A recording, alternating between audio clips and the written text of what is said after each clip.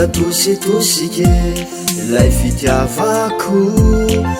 valeo za ipetrake raha tsy tiana tsy mba tsapanao ve ilay fitiavako anao e tsy miafina fa miariary ny ao anatiko kavaliteny tsotra no tiako e tsy mba mitepo ay ve atriny fona tsy mba mitepo ay ve atriny fona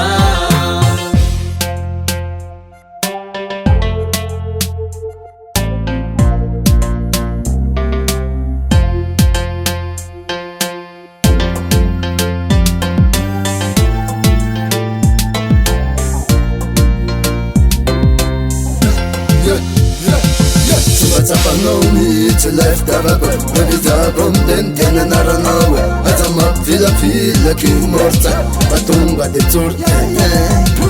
panarina ihany raha toka sitrakao iza tsy afakanery lay fitiavanao Sua tsapanao ve lay fitiavako anao e tsy miafina fa miariary ny ao anatiko kavaliteny tsotra no tiako e tsy mba mitepo ay ve atriny fona tsy mba mitepo ay ve atriny fona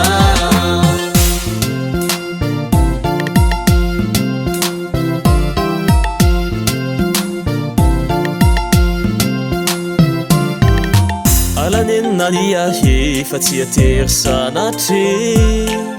fataro aky fa izao tena ty ny fokombanity nefa noratrainao de iononao raha toka tsy anjaranao tsy tsapanao mba tsapanao ve lay fitiavako anao e tsy miafina fa miariary ny ao anatiko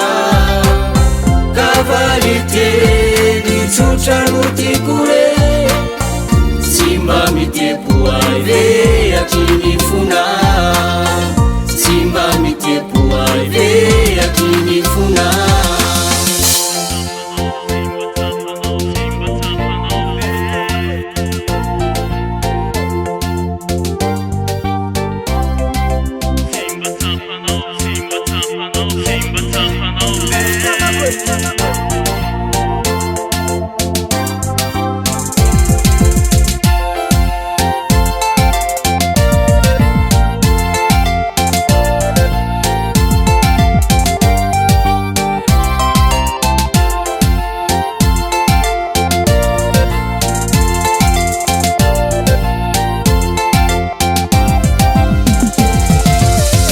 tsapanao ve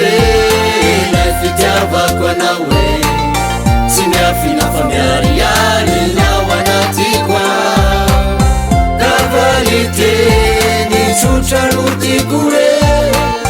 tsy mba mitepo ay ve atriny fona